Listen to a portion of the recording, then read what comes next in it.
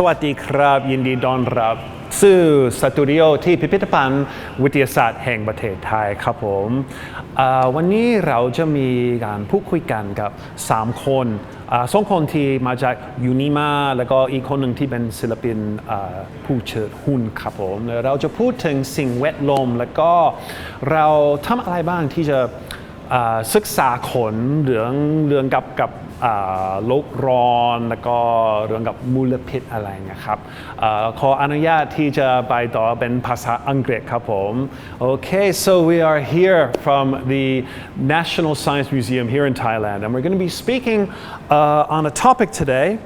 It is called Voices of Nature: Puppeteers Unite for Environmental Change.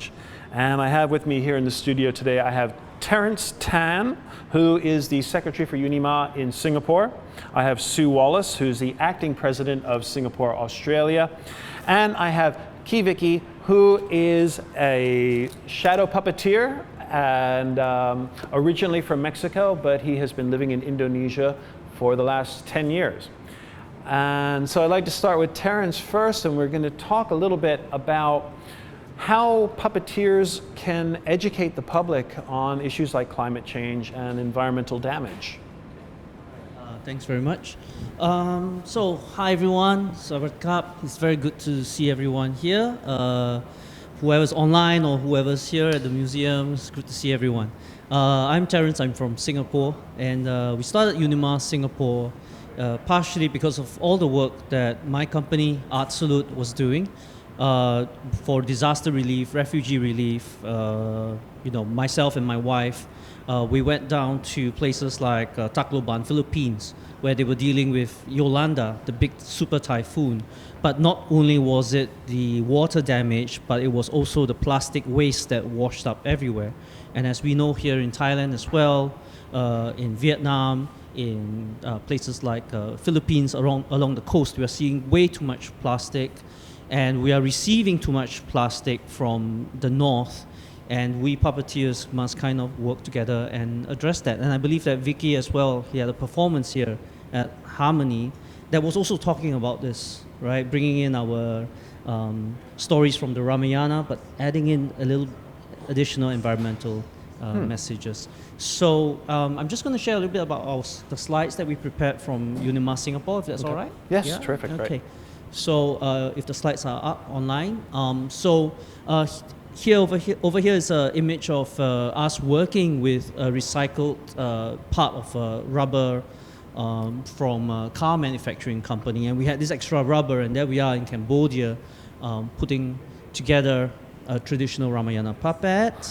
And as you know, we've always come together for thousands of years since the Ramayana came down to Southeast Asia. And while we were worshipping the gods, while the puppetry was always about worshipping the gods always came down from nature as well. For example, the goddess Ganges from the Ganges River, for example, has influenced so much of our storytelling as well, even here, I believe, in Thailand. And Loi Kratong and so on. It's always about worshipping, just as they were worshipping the Ganges River, and we in Southeast Asia worship the Mekong. And recently, Art Salute, UNIMA Singapore, amongst many others, such as in Bali and Jogja, puppeteers from Korea, from Macau, and so on. We were involved with a collaboration online. This was, of course, during and post-COVID, how we were discussing and presenting mini little showcases. And so much of it was working around environment as well, about dealing with nature and animals and how we're harming the planet. And for us in Singapore, we put together a show just made out completely of recyclables, or just, recycling everything. I even recycled my daughter's homework, for example. Whatever we have, we just put it together. And puppetry is kind of the right art form for it, because there's no audience too big or too small for puppets, I believe. We can make toys out of anything, and I think that's the resourcefulness of puppeteers. Yes. And as you can see, we've always been worshipping the gods, even here in Singapore and Vietnam. And here in India, I just want to quickly introduce you to this I mean, I'm just showing the image over here. You can see this puppetry from Chada Batni from West Bengal, for example. And here is this young puppeteer just trying to showcase how an old form where it pays gratitude to the farmers and to the land and to working together. And there's a lot of similarities still, even though we've broken contact. The water puppetry in Vietnam and puppetry in India, for example. I just want to share these comparisons where it's still in our roots. This is the photo in the lower corner, right? I think the lower corner, yeah. Okay, right. Yeah, so we still have that going on. Even this, except they don't have the benefit of tourism or government support. And so it's one or two puppeteers left in India doing this. So we really want to, the reason why I guess we're doing this, why Unima exists, is to deal with this voiceless, the absent, and pulling out their stories again and remembering what they do and what can we still learn from them. And this slide over here shows plasticity. This was in 2015, and how the top two images over there, and it shows how plasticity, they just use everything they can from plastics to tell a shadow puppet show. And even their tickets to the show are printed on old cardboard. They recycle the cardboard and they print the tickets on that. And I think it's really important for theaters out there to understand that just because we use recycles, just because we upcycle, it's not unprofessional. We have to find a way for big theaters to accept, theater festivals to accept this form of these materials. Puppeteers have always been using bone and skins. Sure, yeah. We've always used the waste from, our food. So what's wrong with using that? And Right, it was made over for whatever was left over, because it was, it's an extravagance, really. Art is an extravagance that you can only do when you have enough material left over to do something other than make clothing or eat it or something. And it's interesting you use the word plasticity, because of course this word originates to mean movement. When you talk about neuroplasticity, is the ability for the brain to rewire itself, or there was in the Grotowski method, you have the plastiche movement. So it's interesting that we don't use plastic in that sense anymore. And puppetry is all about movement, and plastic comes from movement. So it's interesting to hear you put those words back together. We've definitely become too formal. Yeah. Too professional sometimes. And when we bring this to schools, for example, if you can look at the slides below, this is something we did in schools as well, in Singapore. And here we are trying to educate teachers and parents as well, and to show them the context of playing with children. That they don't mind, they don't need that perfect toy you buy from the supermarket. They don't need that. They're not asking for that. They just want to spend quality time with parents and teachers. And they don't mind whatever you bring in. So rather than spending all that time out there, making the bucks, working in the corporates, trying to make the money to buy beautiful toys for your parents, for your children, you just need to spend time with them and just take whatever you need, whatever you have. Well, kids have an open mind. Yeah, they're not conditioned to think their minds that are this still is what it plasticity. is. They're still fluid in this sense. Yeah. So anyways, so I just want to skip ahead and before I hand the mic over, really it's about us as Unima centers, as artists, puppeteers, and so on, coming together, because it's unstoppable. And not only plastic, but now we have to think about digital waste, the e-wastes, right? We have to think about how much data we are putting up in the so-called iClouds, because they require a lot of, there's land in Ireland, for example. I just met some puppeteers and they're resisting and they're saying, no data banks. Stop building these huge air-conditioned towers to store everybody's thousands and thousands of photographs that you're putting in on the cloud. It's not the cloud up there. And this was one of the issues that had come up regarding artificial intelligence, was because of the amount of computing power that's taken to power these neural networks.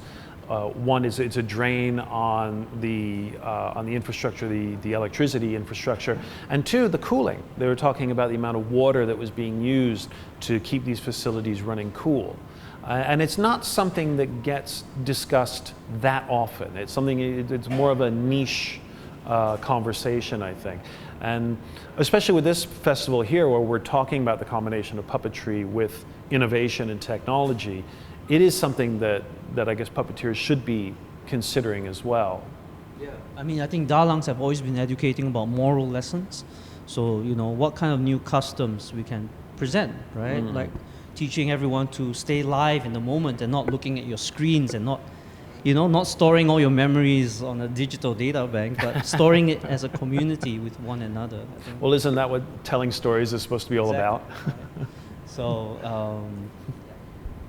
I think there's still a lot that we can do, particularly you'll go to a festival and people are looking at the show through their camera. Yeah. And they're not actually looking at the show.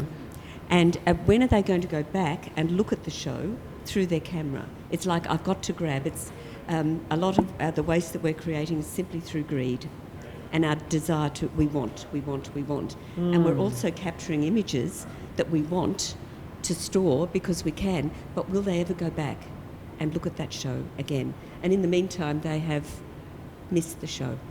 Yeah, it brings to mind something that I saw years ago in Hong Kong, where it was a couple there on the Star Ferry going across the harbor, and the husband was videotaping the skyline as we're coming in at night. It was gorgeous, of course.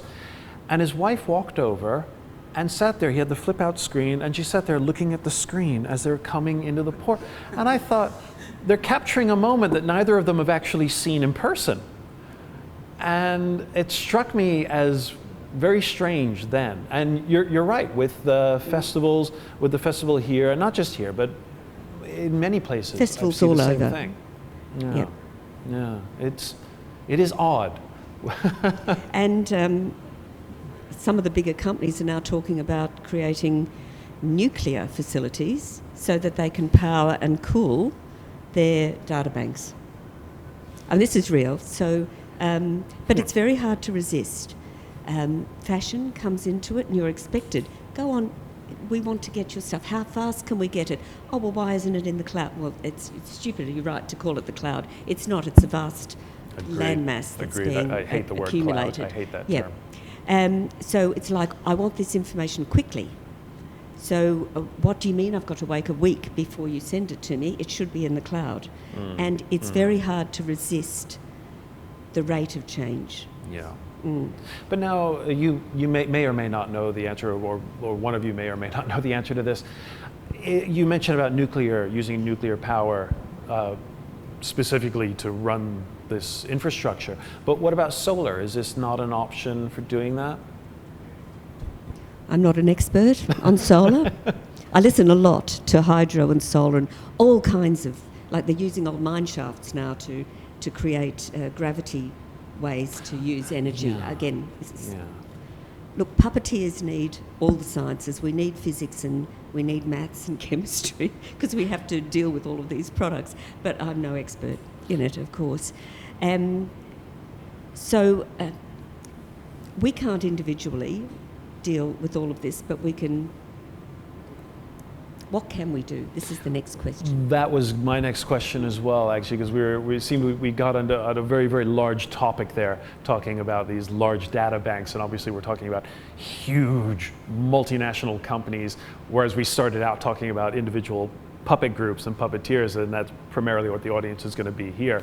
So I think we do need to kind of get back to the ground level idea of what can we do in order to either educate people or even to try to initiate change, because as cliche as to say grassroots effort, but change does start from the bottom and work its way up. And do you have any ideas on that, Vicky?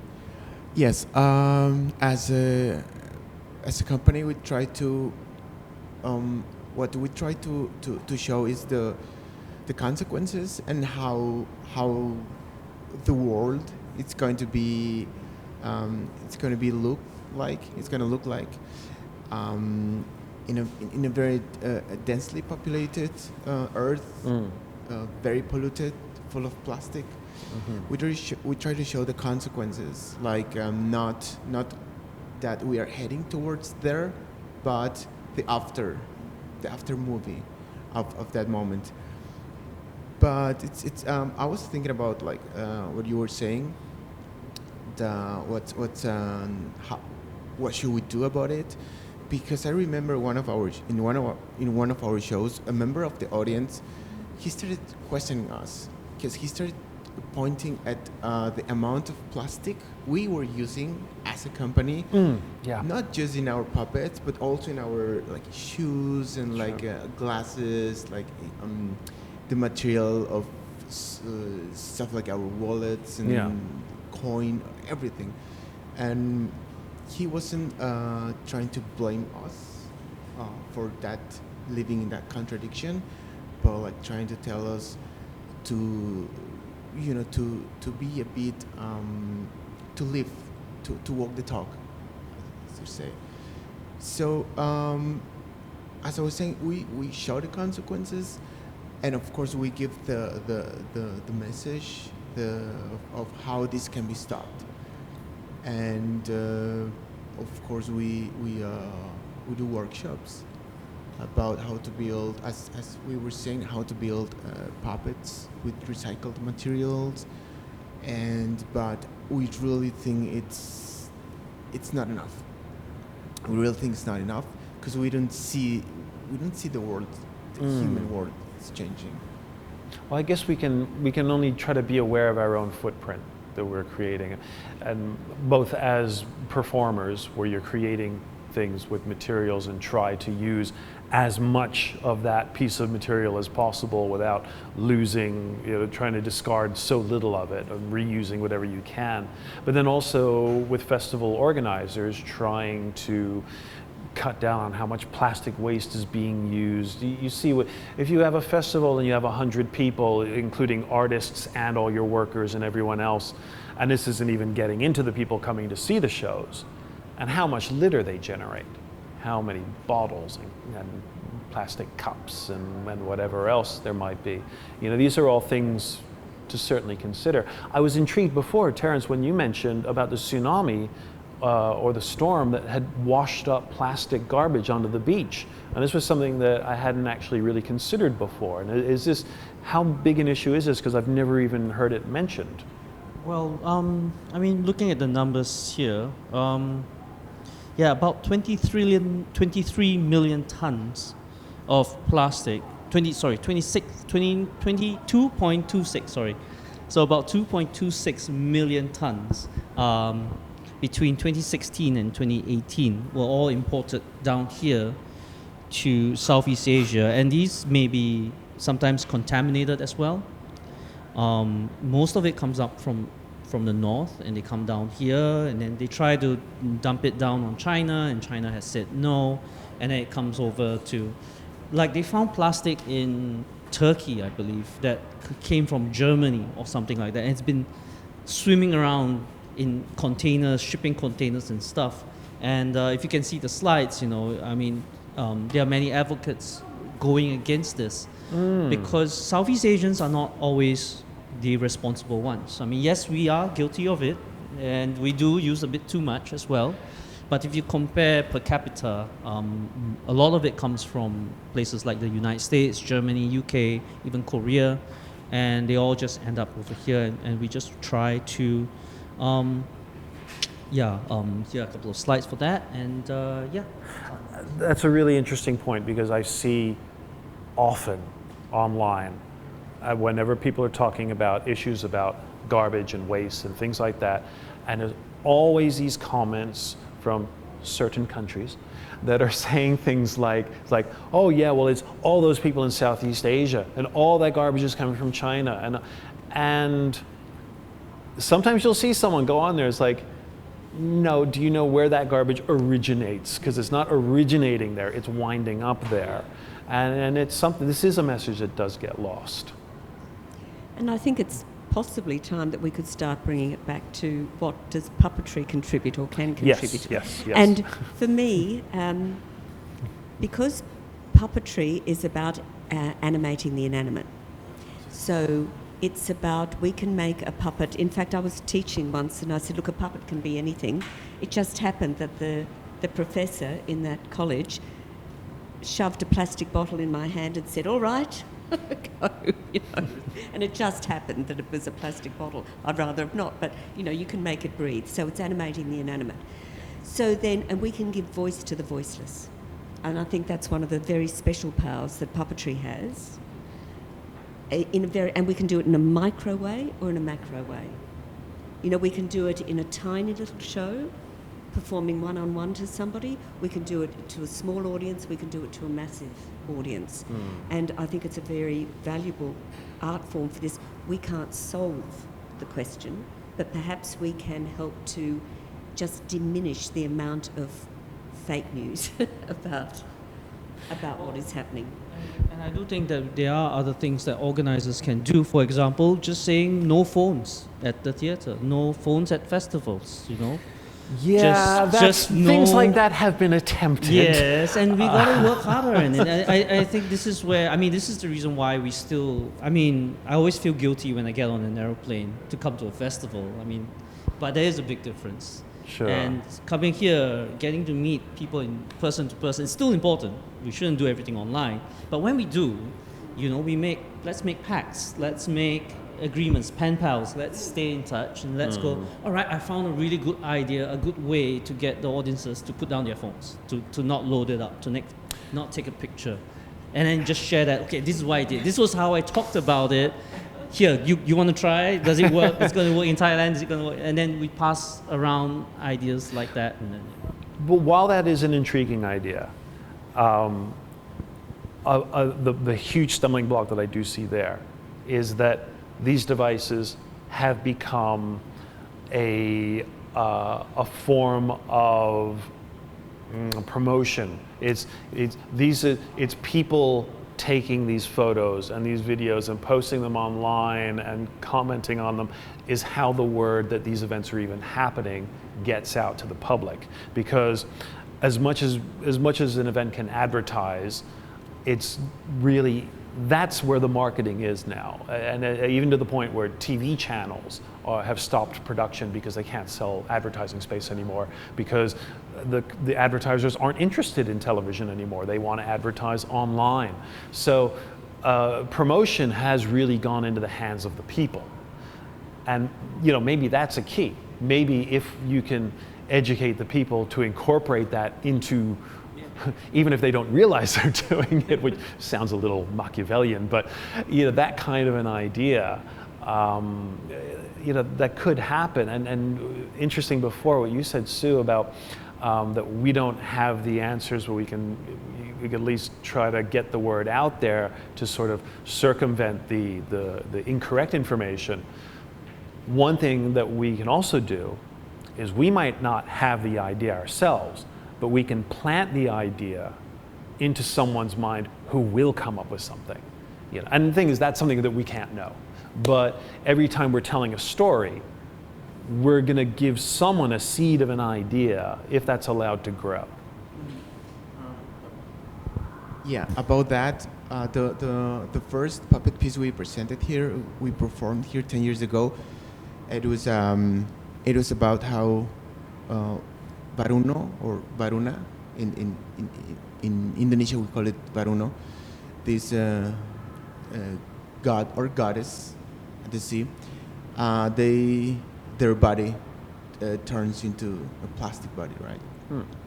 So we were performing this piece once in, I think it was in Europe. I don't remember the country, but a kid in the audience, she asked the mother, like, why the body now is like it wasn't plastic, but now it's plastic. And the mother said, yeah, even the gods get polluted. Wow. It was I was paying attention to that. I almost get lost with the music. But it was very interesting how we can also, how the new generations can grow up with a different idea, and how can they understand that pollution touches everything, even the sacred word. And as Terence was saying, like we've been worshiping all these deities for hundreds of years, and to show audience, like younger audiences, that even that realm is going to be contaminated. I think it's also part of this language we want to build to raise awareness about it. There was a youth puppet team in northeast Thailand, and when you told that story, it reminded me of the story that I saw them do, and this was about 10 years ago, something like that, and they did a similar story because there's a main river that runs through the area, and so there's a local legend about this god that lives in the river, and they did a story about how this god had become sick because of the pollution in the water. So that idea does get out there, but the thing is, when someone comes from a rural community with this local legend and they present that in a city, oh, how quaint. And this is an issue. So how can we overcome that? And even too, and I know Sue will probably agree with me on this one. We grew up, when we were little, we grew up with the Wumbles. And there were other cartoons and things like that were talking about limiting pollution and cutting down on things about them, what a danger it was going to be. And this was stuff that that was taught to us when we were little, yet these companies have still been allowed to grow out of control. And that, I think, becomes the bigger tackling issue. And is there a way that we can kind of clobber those companies in the knee? It's about convenience. Being comfortable, it's about convenience. And how much are we all willing to give up a little bit of convenience? And it's about fashion. We've seen fashions rise and fall in things. And we as consumers have control over the fashion. If we don't buy into the fashion, there's no one to produce the fashion. I'm not talking about fashion as in clothes.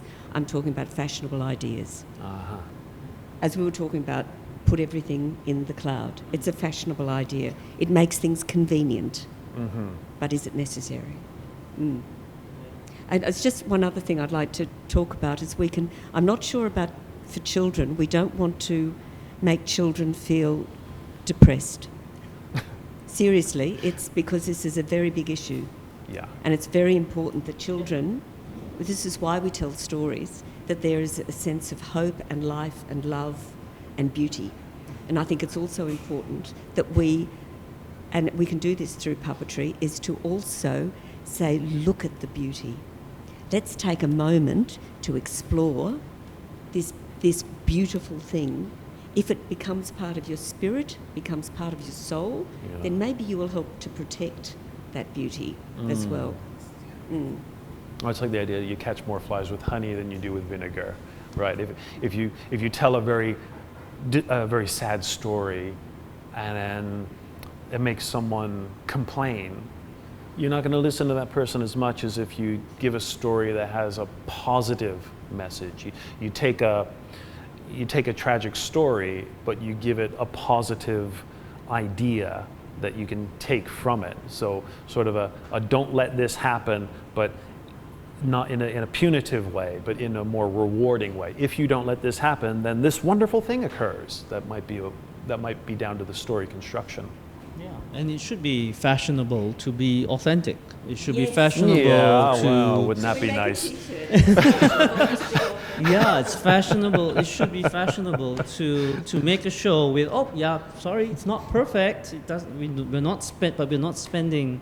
We're spending like 25% of the fuel and the energy because we let it be a little bit raw. And if we can travel, if we can go to Sydney Opera House, or if we can go to the Esplanade in Singapore, or we can go to theaters with shows like that and show other productions how fun and how much we're connecting with audiences when they are seeing stuff on the stage that I could make that. Let the kids go, I could do that at home.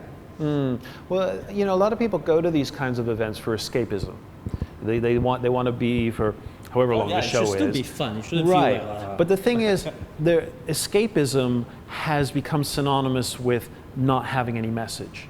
And I think that's wrong. I think you can be escapist yet still have a message. The Little Prince. It's escapist, it's a fantasy, it's a cute little story, but it has a message to it as well. and many other things are like that. And I think that maybe, maybe we sometimes get a little heavy-handed in our message, and then, I think about at the festival we had a Turkish shadow puppet show, and he was presenting these different musicians from different countries and all different styles and formats playing different pieces of music. And watching it, I was really intrigued to see how people responded to the music. And one of the young kids, after the show, he went up to the puppeteer and he said, I saw a lot of different instruments. And he thought that was really interesting because he hadn't thought about the idea that he was introducing musical instruments to people, but it worked that way. And so maybe that's something that we can think to do when we're creating these shows, is how can we introduce ideas in a more entertaining fashion? Well, I think there definitely should be some goals that we put. I mean, I think puppeteers already are walking the talk in many, many ways. We can do better, but I think so many of us are already doing that. So I think I do think we should put out a concrete blueprint. I mean, speaking a little bit for Unima over here, Unima International and Unima in general. I mean, we have a Congress coming up next year in 2025 in Korea in May, and then after that it will be the 100th anniversary in 2029. And that's very, very close to the United Nations Sustainable Goals of 2030. Yes. We've got 6 years. I mean, we can keep talking now that COVID. We are traveling a little bit again, and now we have the power of communication online as well.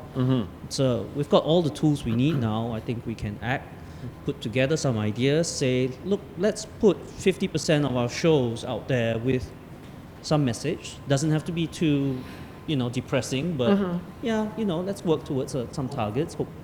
And and then present that at the UN or UNESCO or something. And this is how puppetry has done it. Can dance do it too? Can theater do it too? Can cartoons, animation, can they do it too? Because this is what we've done.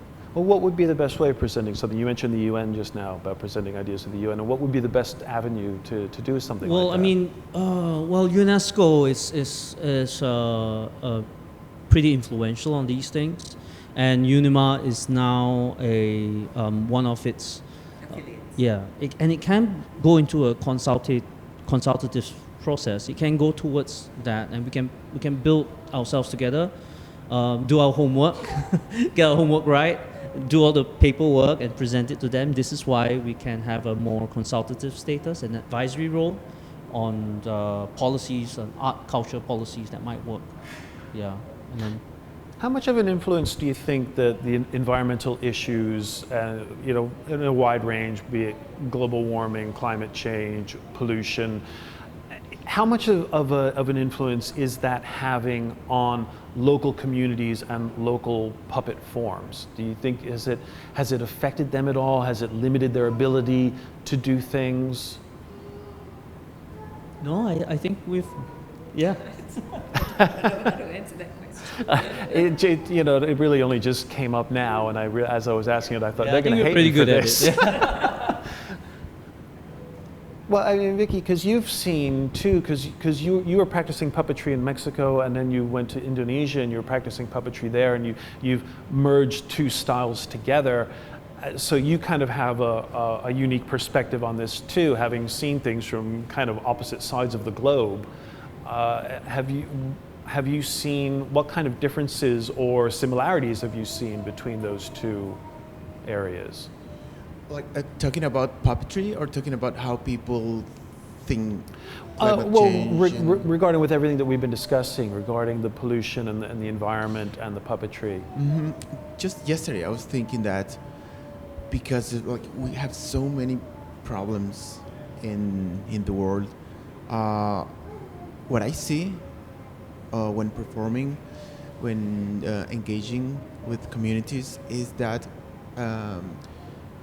in spite of having a lot of natural disasters related to global warming and climate change, I do notice that it's not a priority to think about for people and more for communities. talking about the countries where I like most of the time, there are like more important issues. So when we perform and we talk about the damage done to the environment, yeah, it's definitely not engaging anymore as it was maybe 10 years ago. Okay. Right? And nowadays we have wars, we have economical crisis, and people, especially in communities outside big cities, they care about that more than in spite of our environmental issues being related to those other problems, but they don't take it as a priority anymore. Yeah, well, I guess those other issues are more immediate. But then when I look at something, for example, we just had a situation where there were 4 cyclones in the Pacific Ocean. This is the first time there have been 4 cyclones at the same time there in 30 years. And this is the first time in history that there have been 4 cyclones at the same time in the Pacific Ocean in November. And now an area of the Philippines has just been hit by a super typhoon. One area that was hit by a typhoon, it was the first time ever. That area has never been hit before. And now another area was just hit by a super typhoon in November, and they never get hit by these typhoons. So I think that this is something that could become a much more immediate issue as well. Just like to add something very briefly, I was just thinking about what you said. A very touristic city in Mexico, Acapulco, was hit by a hurricane. Mm-hmm. It was the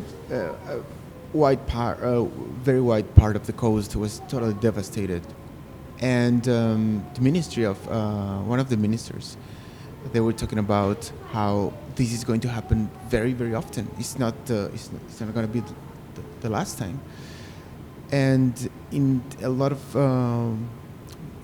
the media talking about this problem, they were focusing in helping the people who lost their jobs, the income, right? Yeah. Nobody talked about that. This is now the reality, which we are going to face like more and more often. Right. When they talk about cities being submerged from rising ocean levels, and I remember seeing a map of what the projection was going to be over quite a while, but not too far down the road. And they showed Bangkok in particular, and they said, and Bangkok will be underwater. And I looked at the map and I said, that's not just Bangkok, that's covering several provinces, and that's where a lot of the technology is being done, a lot of the textiles, a lot of the food production, a lot of the canning, and that's going to have a global effect. So even if one city in one country is affected, it's going to disrupt the whole global chain. So there's a grander overarching issue here about what we are listening to, what is driving the conversation. So this is that even on a micro level, this is the sort of thing that the arts can do, is drive a conversation that maybe gets people thinking about, Yes, yeah. Wait a minute, this is becoming a norm. And this is why I was talking about fashion, the fashion of ideas. Mm-hmm. That right. It's in our power on a micro level to address the fashion of ideas. I also just want to give a quick plug-in for the UNIMA Cooperation Commission, which I'm a part of as well. And there have been many floods in Kenya and Brazil recently, also just within this span. And you know the floods in Brazil, how bad it's gone. So the Cooperation Commission of UNIMA, and you can go to unima.org and you look for the tab there.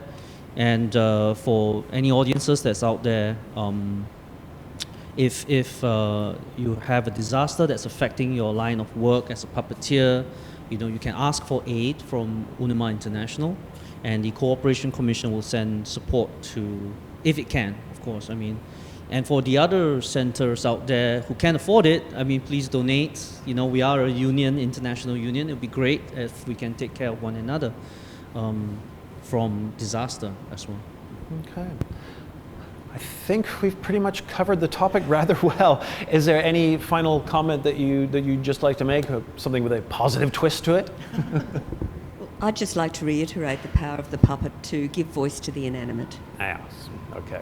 I think that's really the most important thing, and it's, yeah, and that's what we've been getting at throughout this whole thing, is that we are communicators, and we may not be able to solve problems, but we can certainly plant the seeds in people who may come up with the solutions. We can hope, and in between there are little things that we can do, and we've kicked the discussion ball rolling, and hopefully it'll continue, and you can have your own discussions on this. We're by no means the experts or the authorities on this issue, so I think this is something that people can discuss with themselves and come up with their own ideas. And I'd just like to thank Terence Tan from Singapore for initiating this, for having prepared slides and prepared text to get just a tiny, we just keep talking in the positive light. Yes. And keep talking. And thank you, Thailand, for hosting us too, for making all this happen. Thank you so much. And for the festival, thank you. Thank you so very much for joining in. I hope that you've found this interesting and enjoyed it. And please share this if you do, and please keep this discussion going. ขอบคุณมากครับ สวัสดีครับ